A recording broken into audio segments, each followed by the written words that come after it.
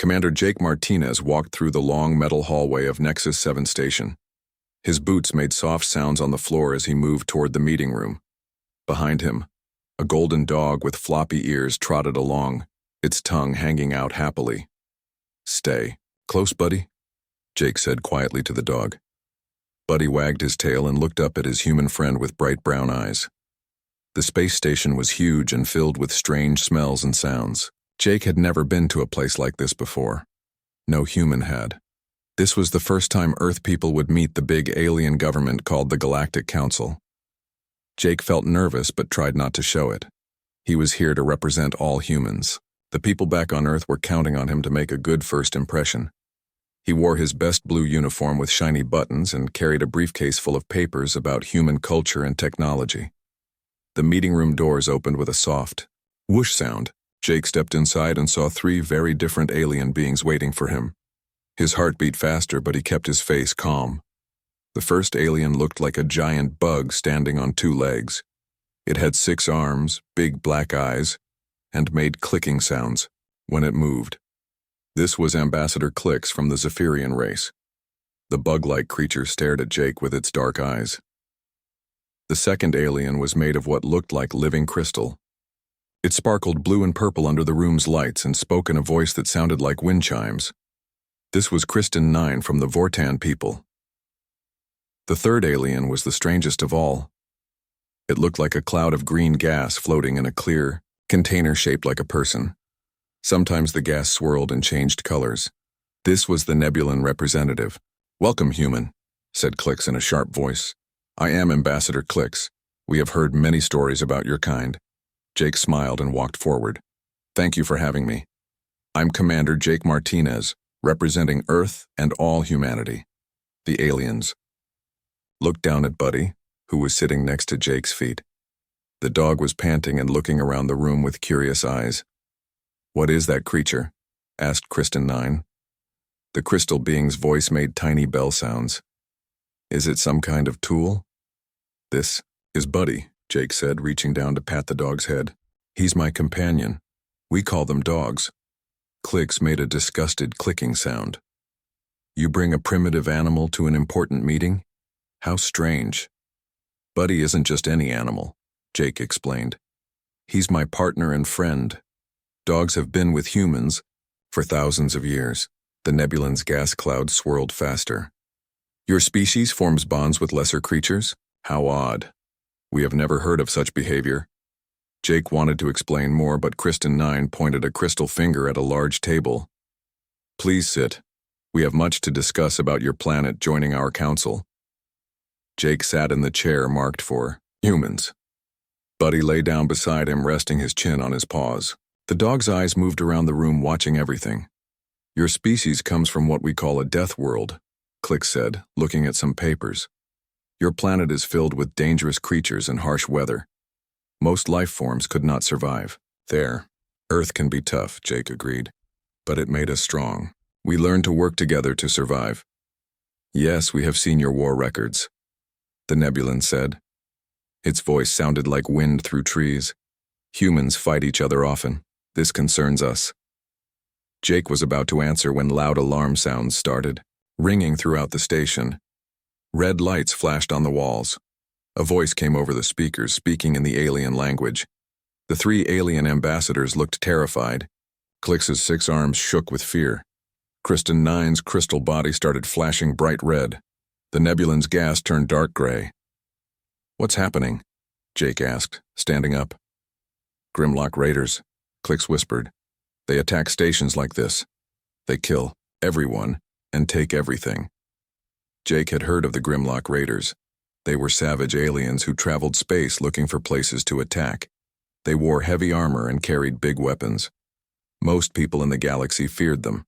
The meeting room door exploded inward with a loud crash. Pieces of metal flew everywhere. Jake grabbed Buddy and pulled him back as smoke filled the room. Through the smoke came a huge figure in black armor. It was 7 feet tall and carried a weapon that glowed red. The creature inside the armor made growling sounds and had yellow eyes that showed through the helmet's faceplate. The 3 alien ambassadors screamed and ran toward the back of the room. They hid behind their chairs, shaking with terror. The Grimlock Raider pointed its weapon at Jake. It made a sound like an angry animal and stepped forward. Jake looked down at Buddy. The dog was no longer panting happily. Buddy's body was low, to the ground, and his lips were pulled back to show his teeth. A low growl came from deep in the dog's throat. Jake made a soft whistling sound, just once. Everything changed. Buddy's friendly brown eyes became cold and focused. His muscles tensed like springs ready to snap. The happy family pet disappeared, and something much older and more dangerous took its place. The Grimlock Raider had time to look confused before 60 pounds of pure fury launched itself through the air. Buddy hit the armored alien in the chest with tremendous force. His teeth found the weak spots in the armor around the neck. The Raider's weapon fell to the floor as it tried to fight off the attacking dog. The alien ambassadors watched in shock as the harmless pet brought down a creature that had terrorized the galaxy for years. Buddy's movements were not random or wild. Every bite and claw was perfectly placed. Every attack had a purpose. In less than 30 seconds, the mighty Grimlock Raider was on the ground, not moving. Jake walked over and patted Buddy's head. "Good boy," he said calmly. Buddy wagged his tail once, but his eyes stayed alert. He looked toward the broken door where more sounds of fighting could be heard. The 3 alien ambassadors stared at Jake and his dog. They had just seen something that would change how they thought about humans forever. "That was impossible," Kristen 9 whispered. "No creature that small could defeat a Grimlock Raider." Jake smiled. "You haven't seen anything yet. Buddy's just getting started." More alarm. Sounds echoed through the station. In the distance, they could hear the sounds of more Grimlock Raiders searching for victims. Buddy looked up at Jake, waiting for the next command. The dog's eyes held intelligence and loyalty that the aliens could not understand. Jake picked up the fallen Raider's weapon and checked to make sure it worked. "Stay here and keep safe," he told the ambassadors. "Buddy and I have work to do." As they prepared to leave the meeting room, Jake wondered what the aliens would think when they learned the truth about dogs and humans. Today they would see that the bond between human and dog was stronger than any weapon the galaxy had ever known. Jake and Buddy moved through the dark hallways of the space station.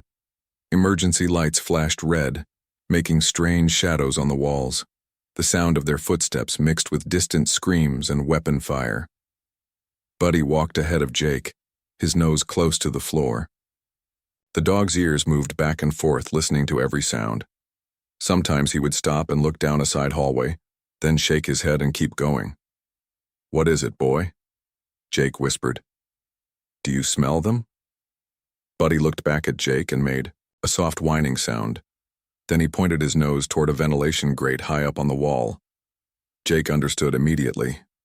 "Smart thinking," Jake said. "You want to use the air ducts."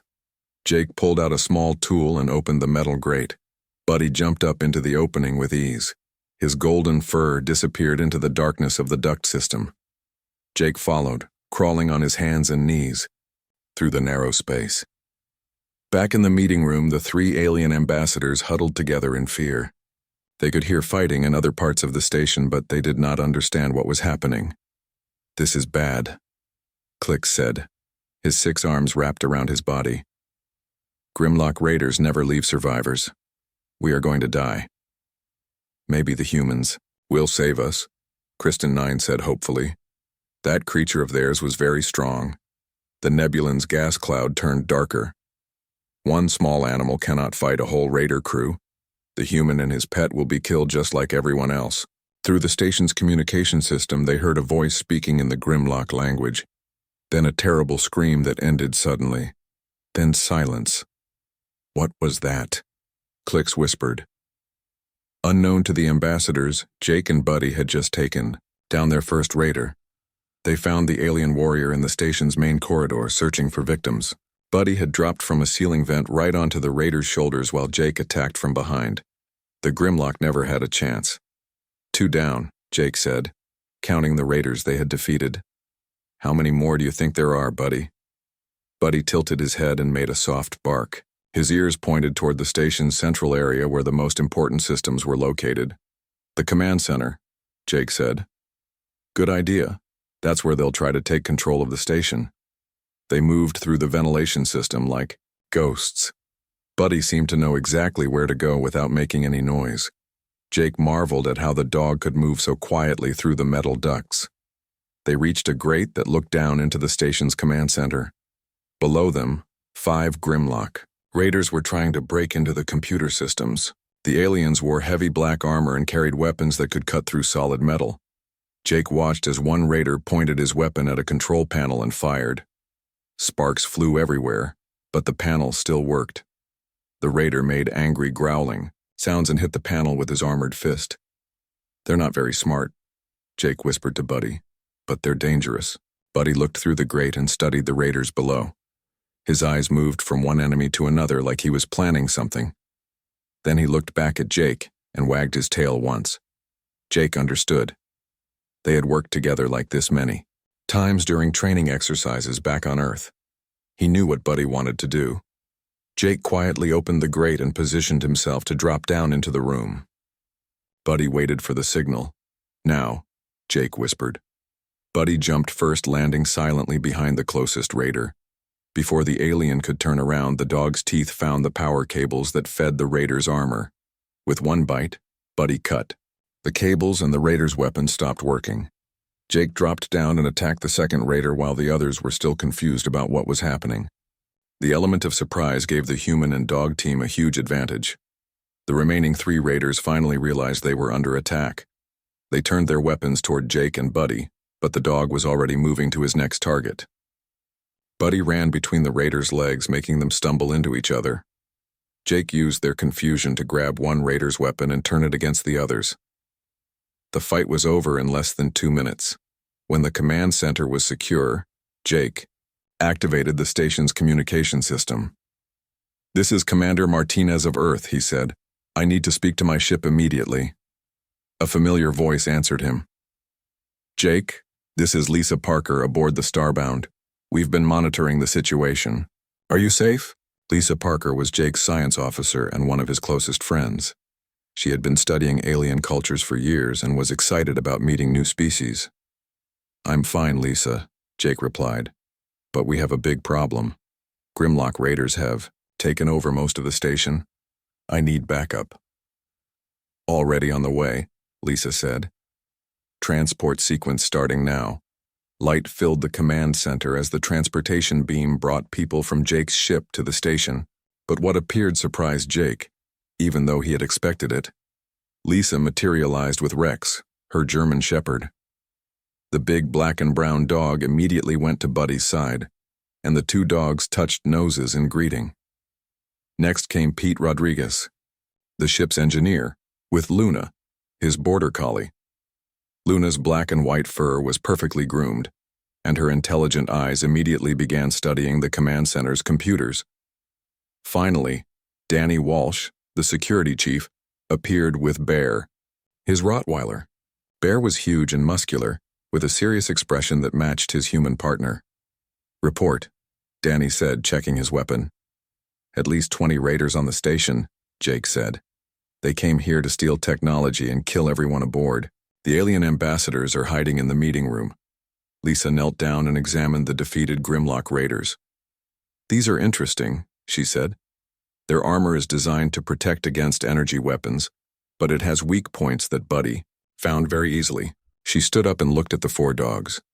Rex, Luna, Bear, and Buddy were all sitting quietly, but their eyes were alert and ready for action. "The animals can sense things we cannot," Lisa explained to Jake. "They hear sounds we miss and smell, things we cannot detect. They know exactly where the remaining raiders are hiding." Pete Rodriguez was already working with Luna to repair the damaged computer systems. The border collie seemed to understand what he was doing and brought him the right tools before he even asked for them. "This is amazing," Pete said. "Luna always knows what I need. It's like she can read my mind." Danny Walsh looked at the tactical display showing the station's layout. Red dots marked where raiders were still active. "They're spread out through the station," Danny said. "It will take time to hunt them all down." Jake smiled and looked at the 4 dogs. "Not as much time as you think. These guys are about to show the galaxy something it has never seen before. Buddy barked once and the other 3 dogs answered. They were ready to hunt. The alien ambassadors, still hiding in the meeting room, heard the sound of dogs barking echo through the station. They did not know what it meant, but somehow it made them feel safer. "What was that sound?" Kristen 9 asked. "I think," said Clicks slowly, "we are about to learn something very important about humans and their pets." The 4 humans and their dog companions spread out through the space station like a well-trained military unit. Jake watched in amazement as the dogs seemed to communicate with each other without making any sounds. Buddy would look at Rex, and Rex would nod his head toward a hallway. Luna would tilt her ears, and Bear would understand exactly what she meant. "They're working together," Lisa said quietly as she and Rex moved down the left corridor. "This is pack behavior. They see the raiders as threats to their territory." Pete, Rodriguez, and Luna headed toward the engineering section where several raiders were trying to steal advanced technology. Luna's nose was close to the ground, following a scent trail that only she could detect. "She's got something," Pete whispered into his communication device. 2 raiders in Engineering Bay 3, Danny Walsh and Bear, went toward the living quarters where frightened station workers were hiding from the invaders. Bear's massive size and calm confidence made him perfect for protecting civilians. Jake and Buddy took the most dangerous path, toward the main reactor room where the largest group of raiders had gathered. As they walked through the dark hallways, Jake noticed something that made his skin feel cold. The station was becoming quiet. Too quiet. "Buddy, do you hear that?" Jake whispered. Buddy's ears pointed forward, and he made a low, growling sound. Jake realized what was making him nervous. The sounds of fighting from other parts of the station had stopped. Either the raiders had won, or something else was happening. Jake's communication device crackled to life. "This is Pete. Luna and I just took down 3 raiders in the engineering section. These aliens are tough, but they panic when Luna attacks their feet. They can't fight what they can't predict." Another voice came through the device. "Danny here. Bear and I rescued 12 station workers from the living quarters. Found 4 dead raiders along the way. Bear tracked them through areas where I never would have looked." Lisa's voice was excited when she spoke. "Rex and I cleared the medical bay. The raiders there had some kind of nerve gas weapon, but Rex smelled it before we walked into the trap. We went around and surprised them from behind." Jake smiled. The plan was working perfectly. The dogs were not just helping their human partners, they were making the humans better fighters by sharing their superior senses. But Jake's smile disappeared when Buddy suddenly stopped walking. The dog's whole body went stiff and his lips pulled back to show his teeth. A deep growling sound came from his throat. "What is it, boy?" Jake whispered. From somewhere ahead of them came a new sound. It was not the heavy footsteps of Grimlock, raiders. It was something else, something that made scratching noises on the metal floor. Buddy backed up and pressed against Jake's legs. The dog was warning him about danger ahead. Jake looked around and saw a ventilation grate in the wall. "Come on, Buddy, let's go around." They climbed into the air duct system and crawled toward the reactor room from a different direction. When they reached a grate that looked down into the room, Jake saw something that made his blood run cold. The raiders had brought creatures with them. Jake had never seen anything like them before. They looked like a mix between a giant spider and a wolf with 6 legs and teeth like knives. The creatures were on chains, and the raiders were using them as hunting animals. "Guard beasts," Jake whispered. "The raiders brought their own version of attack dogs." One of the creatures lifted its head and sniffed the air. Its strange eyes looked directly at the grate where Jake and Buddy were hiding.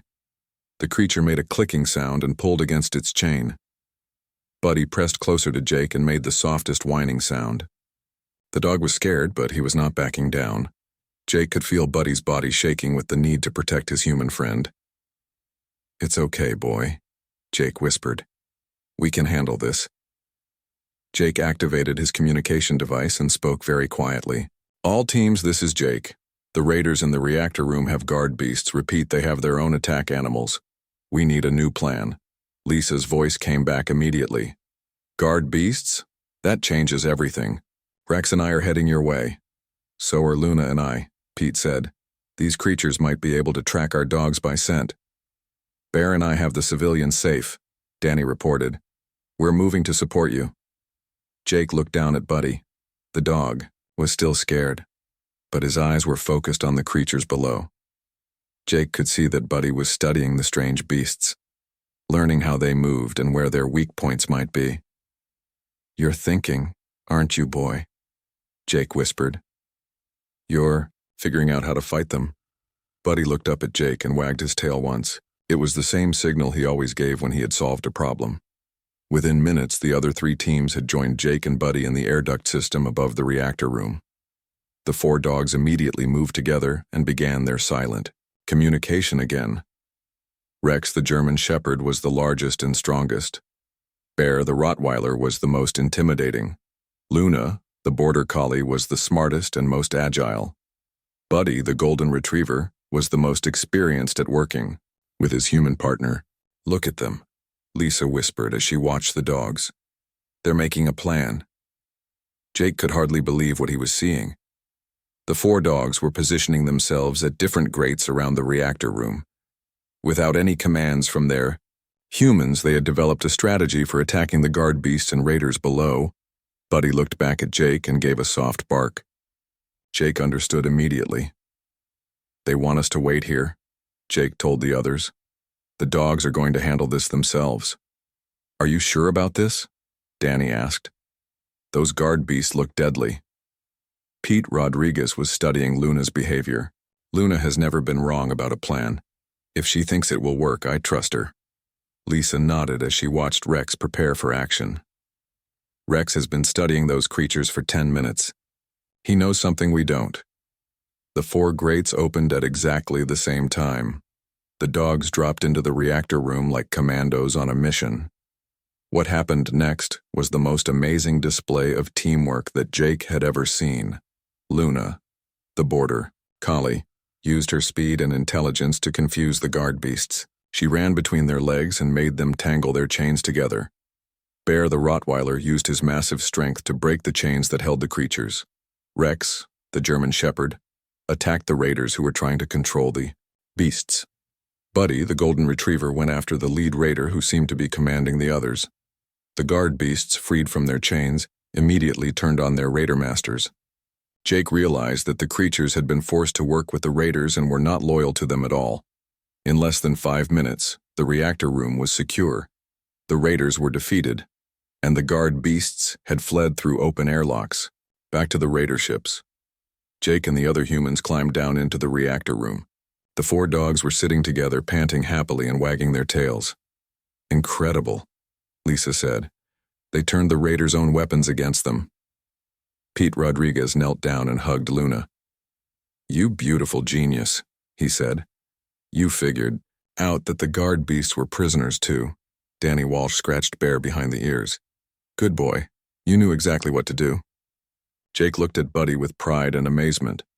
"You led them, didn't you? You showed the others how to work as a team." Buddy wagged his tail and licked Jake's hand. The dog's eyes were bright with happiness and satisfaction. Jake activated the station's communication system and sent a message to all areas. "This is Commander Martinez. The raider threat has been eliminated. All station personnel can come out of hiding. The area is secure." As they walked back toward the meeting room, where the alien ambassadors were waiting, Jake thought about what had just happened. The dogs had not just helped their human partners. They had worked together as a team to solve a problem that neither humans nor dogs could have handled alone. "The aliens are going to have a hard time understanding this," Lisa said as they reached the meeting room door. Jake smiled and looked down at the 4 dogs walking beside them. "Wait until they find out that this was just a normal day for us." The meeting room was very quiet when Jake and his team entered. The 3 alien ambassadors were still huddled in the corner, their eyes wide with fear and confusion.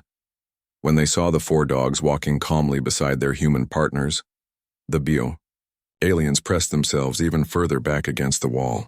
"It is safe now," Jake announced. "All the raiders have been defeated or driven away from the station."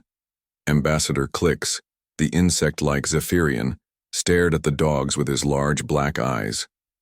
"How is this possible? There were more than 20 Grimlock raiders. They had weapons and armor." Lisa Parker stepped forward with Rex beside her.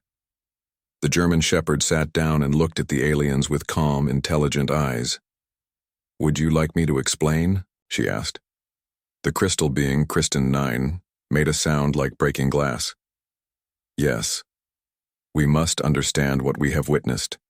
These creatures you call dogs. They are not normal animals. Actually, they are completely normal," Lisa said with a smile. "On our planet Earth, dogs are one of many species that live and work with humans. We call this partnership domestication." The Nebulan's gas cloud swirled nervously. "Partnership? You mean these beasts serve you?" Pete Rodriguez laughed and patted Luna on the head. "It's not about serving. Luna here is my partner, not my slave. We work together because we choose to." Luna wagged her tail and nudged Pete's hand with her nose. The border collie's eyes were bright and happy, showing clear affection for her human friend. "I do not understand," Click said, clicking his mandibles together. "In our galaxy, intelligent species either dominate lesser creatures or ignore them completely. We do not form emotional attachments to animals." Danny Walsh sat down in one of the chairs, and Bear immediately lay down beside him. The big Rottweiler rested his head on Danny's feet and closed his eyes peacefully. "That's where you're different from us," Danny said. "Humans have been living with dogs for more than 15,000 years. They're not just animals to us, they're family members." Jake sat down across from the alien ambassadors with Buddy settling beside his chair. "Let me tell you a story," Jake said. "A long time ago, humans lived in caves and hunted wild animals for food. Wolves also hunted in the same areas. At first, humans and wolves were enemies." Buddy looked up at Jake as if he understood the story. Jake reached down and scratched behind the dog's ears. "But some humans were smart enough to see that wolves had abilities that humans did not have. Wolves could smell things from far away. They could hear sounds that humans could not hear. They could track animals through forests and across rivers. Kristen 9's crystal body pulsed with different colors. So you captured these wolves and forced them to help you hunt?" "No," Jake said firmly. "That's not how it happened. The smartest humans offered food to the wolves. They showed kindness instead of aggression. Over many years, some wolves chose to stay with humans instead of living in the wild." Lisa took over the story. "The wolves that stayed with humans began to change. Their bodies became different. Their behavior became more friendly. After thousands of years, they became the dogs you see today." She gestured toward the 4 dogs in the room. "But the most important thing is that humans change too. We learned to communicate with dogs without using words. We learned to understand their body language and their sounds." Buddy demonstrated this by looking toward the door and making a soft whining sound. Jake immediately understood. "He hears something," Jake said, standing up. "Someone is coming." Sure enough, a few seconds later, several station workers appeared at the door. They had been hiding during the attack and wanted to thank the humans for saving them. The aliens watched this interaction with amazement. The dog had detected the approaching people before any of the humans knew they were coming. After the station workers left, the Nebulan asked a question that had been bothering all 3 ambassadors. "If these dogs are so valuable as partners, why do other species not have similar arrangements with animals?" Pete Rodriguez and Luna had been working together to repair some damaged equipment in the corner of the room. Luna would point her nose toward tools that Pete needed, and Pete would understand exactly what she meant. "Most species try to control other life forms," Pete said. "Humans learn to cooperate with them instead. The difference is respect." "Respect?" Clicks repeated the word as if it tasted strange in his mouth. Danny Walsh explained further. "We don't see dogs as tools or weapons. We see them as individuals with their own personalities and feelings. Bear here loves swimming and playing catch. Rex enjoys solving puzzles. Luna is fascinated by technology. Buddy loves meeting new people." As if to prove Danny's point, Buddy got up and walked slowly toward the alien ambassadors. The 3 aliens pressed back against the wall in fear. "It's okay," Jake said gently. "Buddy just wants to say hello. He's curious about you." Buddy sat down a few feet away from the aliens and wagged his tail.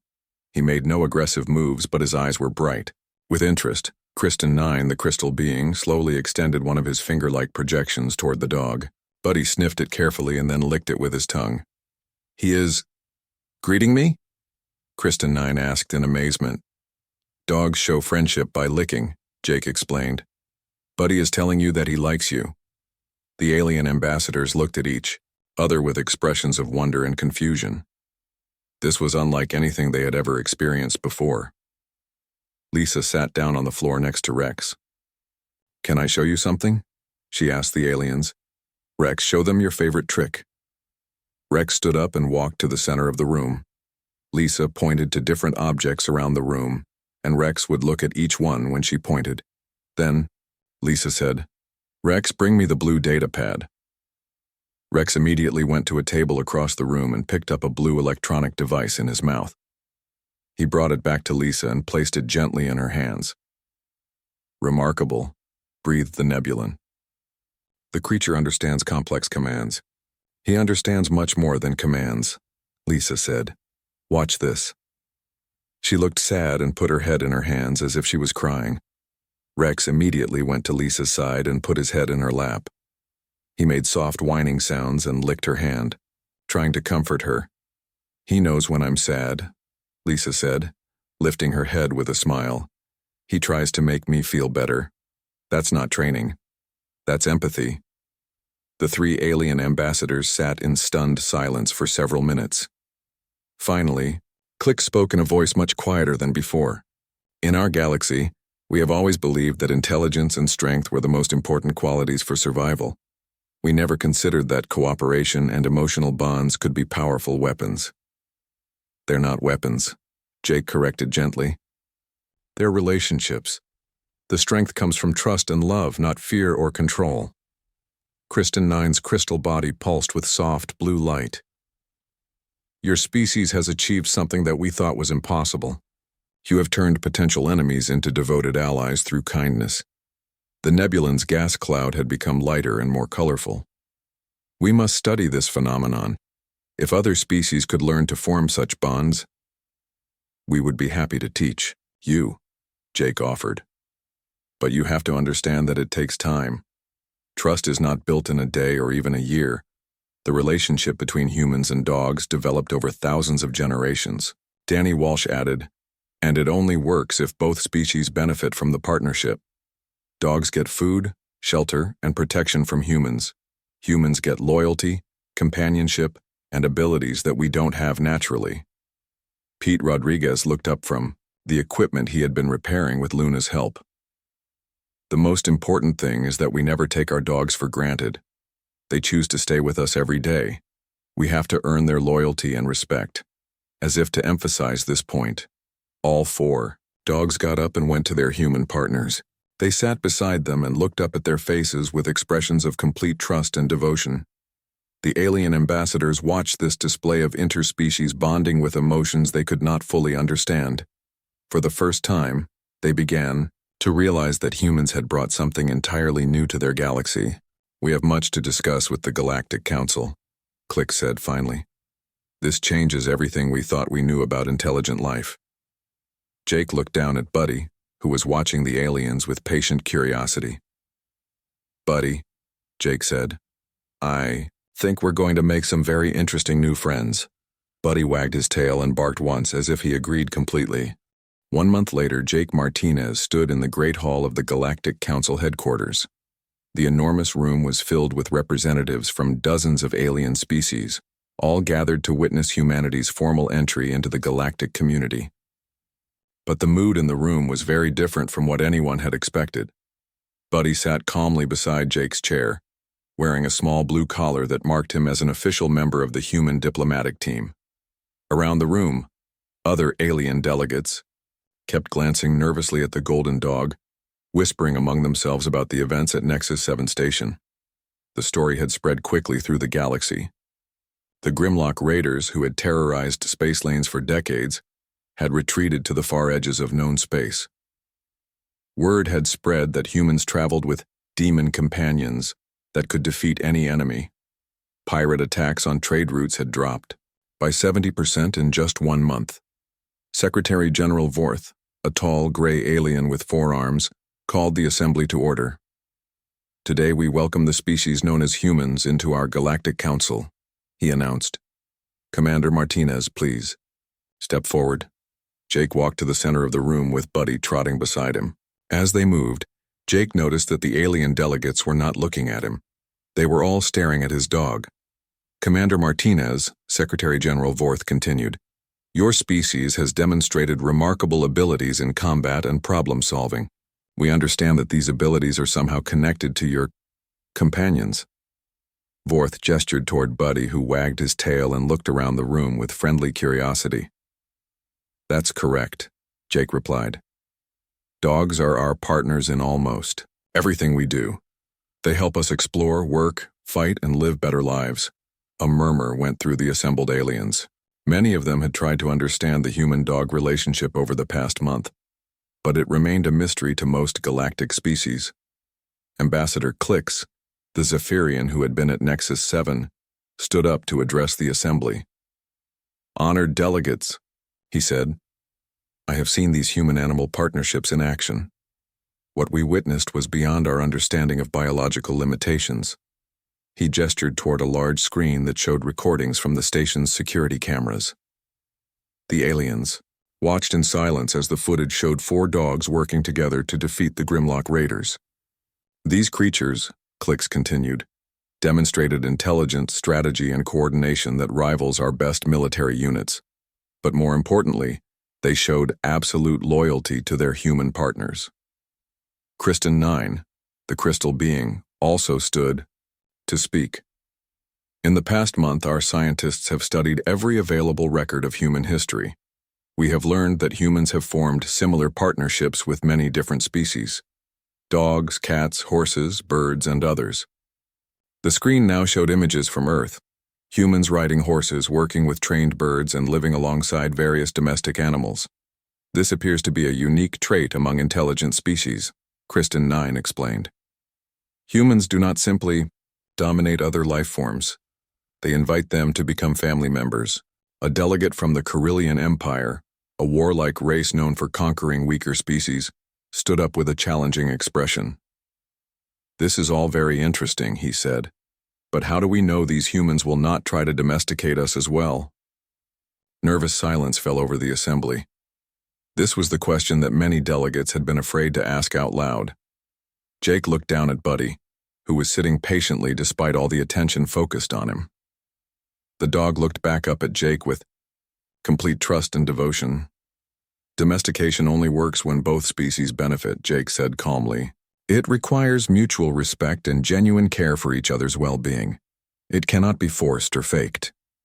He paused and looked around the room at all the alien faces watching him. "Besides," Jake continued with a small smile, "we already have plenty of friends back home. We're more interested in making new ones here." Secretary General Vorth nodded approvingly. "Commander Martinez, the Galactic Council has prepared a special welcome ceremony for your species. But first, we have a request." Jake raised an eyebrow. "What kind of request?" "Several member species have expressed interest in learning about human methods of animal partnership. Would you be willing to share this knowledge?" Before Jake could answer, the Nebulan delegate spoke up. "The Nebulan people have identified several species on our homeworld that might be suitable for partnership arrangements. We would be honored to learn from human experts." A delegate from the peaceful Altarian Republic added, "Our people have always lived in harmony with nature, but we never considered the possibility of true partnerships with other species. This could revolutionize our society." Even the Carillion delegate seemed interested, though he tried to hide it. "The Carillion military is curious about these tactical applications," he admitted reluctantly. Jake looked around the room and saw something he had not expected. Instead of fear or suspicion, he saw hope and excitement in many of the alien faces. "We would be happy to help," Jake said. "But you have to understand that building relationships with animals takes time, patience, and genuine kindness. There are no shortcuts." Over the next hour, Jake answered dozens of questions about human-animal relationships. He explained how different animals had different personalities and needs. He talked about the importance of training based on positive rewards rather than punishment. He described how humans had learned to communicate with animals through body, language, and voice tones. Through it all, Buddy demonstrated perfect behavior. He sat quietly when asked, came when called, and even performed a few simple tricks that delighted the alien audience. But the most impressive moment came when a small, alien child, part of the Centaurian delegation, became frightened by the crowd and started crying. Without any command from Jake, Buddy got up and walked slowly over to the child. The dog sat down next to the young alien and gently rested his head on the child's lap. The crying stopped immediately, and the child began stroking Buddy's soft fur with wonder in his large eyes. The entire assembly fell silent as they watched this display of interspecies compassion. Here was a creature that had defeated armed raiders in combat, now comforting a frightened child with infinite gentleness. "Remarkable," whispered Secretary General Vorth. "The creature shows both protective instincts and nurturing behavior." Jake walked over and knelt beside the child and Buddy. "Dogs are very good at knowing when someone needs comfort," he explained. "They can sense emotions that we might miss." The child's parent, a tall Centaurian with blue skin, looked at Jake with gratitude. "Thank you," she said. "I have never seen my daughter calm down so quickly with a stranger." "Buddy's not a stranger anymore," Jake said with a smile. "He's her friend."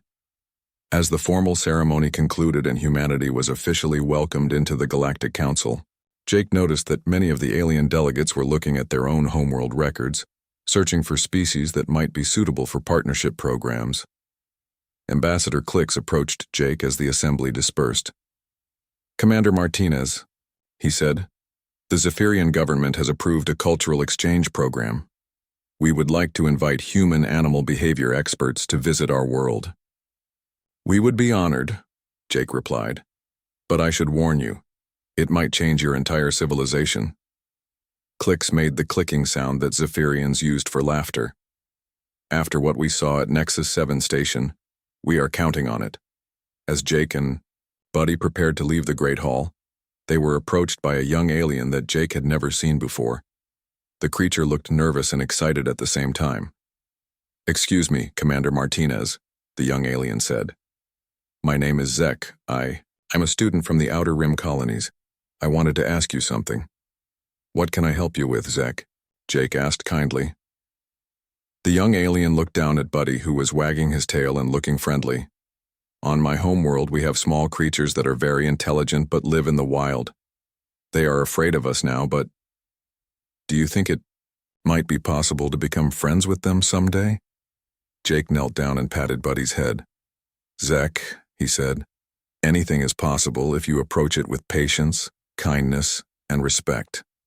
The most important thing is to let the animals choose to trust you." Zek's face lit up with hope and determination. "I want to try, Commander. I want to learn how to make friends like you and Buddy have."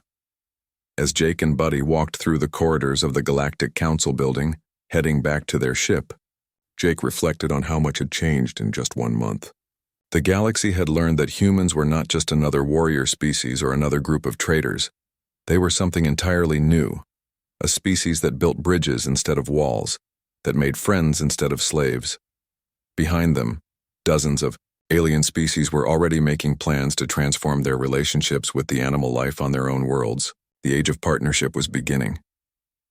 Jake looked down at Buddy, who was trotting happily beside him, completely unaware that he had just helped change the course of galactic history. "Good boy, Buddy," Jake said softly. "You've made some very important new friends today." Buddy looked up at Jake and barked once as if to say, "That's what friends are for." In the distance, Jake could hear the excited voices of alien delegates making plans to visit Earth and learn about human-animal partnerships. He smiled, knowing that the galaxy would never be the same. The only thing more frightening than a human